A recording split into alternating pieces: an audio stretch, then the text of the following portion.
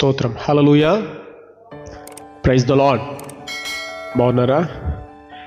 యేసుక్రీస్తు పేరట మీకు శుభాశీస్సులు తెలియచేస్తున్నా.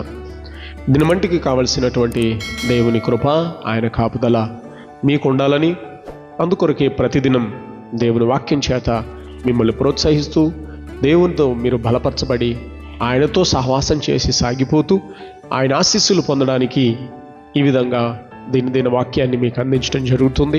క్రమంగా వింటూ ఆ దినమంతా దేవుని వాక్య ధ్యానంలో సాగిపోతూ దైవాశీస్సులు పొందాల్సిందిగా ప్రేమతో ఆహ్వానిస్తున్నాను. ఈరోజు కొరకైనటువంటి దేవుని వాక్యాన్ని మనం చూద్దాం. 20వ కీర్తన 4వ వచనం. నీ కోరికను సిద్ధింపచేసి నీ ఆలోచన యావత్తును సఫలపరచునుగాక. ఈరోజు ప్రభు చెప్తున్నాడు, నీ ఆలోచన సిద్ధింపచేస్తానని. ఏం ఆలోచన చేస్తున్నావు? ఎలాంటి ఆలోచనలతో ఉన్నావు?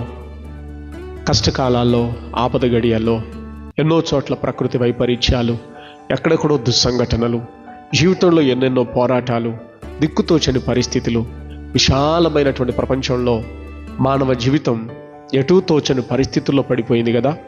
అందుకొరకనే ఎలా బ్రతకాలి, ఏం చేయాలి, ఎలా జీవించాలి అనే విభిన్నమైనటువంటి అనేక ఆలోచనల చేత ఈరోజు మానవుల యొక్క తలంపులు, అలాగే వారి ఆలోచనలు చెల్లాచెదురైపోతూ ఉన్నాయి.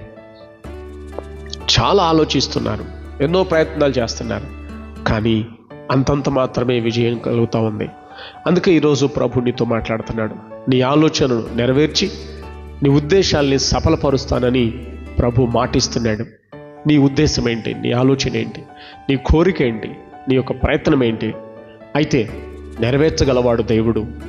మనుషుల సహాయం కొంతవరకే, నీ బలం కొంతవరకే, నీకున్న సామర్థ్యాలు కూడా అంతవరకే.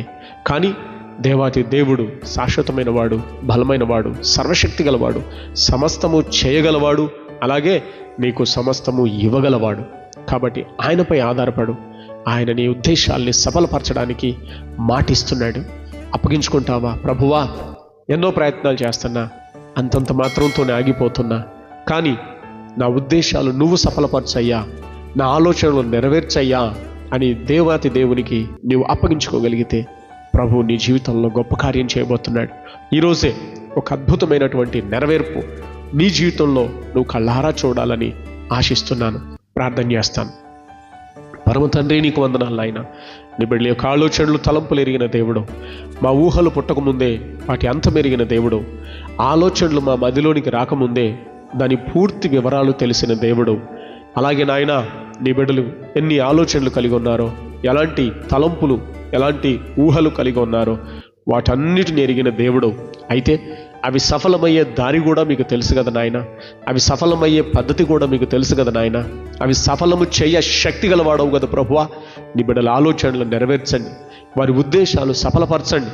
మీ ద్వారా ఇటు మేలు పొందుకునేటట్లుగా ఎన్నో రోజులుగా ఆలోచనలలో ఓడిపోతూ, ఊహలలో తేలిపోతూ, అనేక రకాలైనటువంటి ఓటమి చవి చూస్తున్నటువంటి జీవితాలకు ఒక విజయావకాశాన్ని ఇచ్చి వారి యొక్క ఉద్దేశాల్ని సఫలపరిచి ఫలభరితమైనటువంటి జీవితంలోనికి సాగేటట్లుగా అనుగ్రహించమని యేసు నామమున ప్రార్థిస్తున్నాను తండ్రి.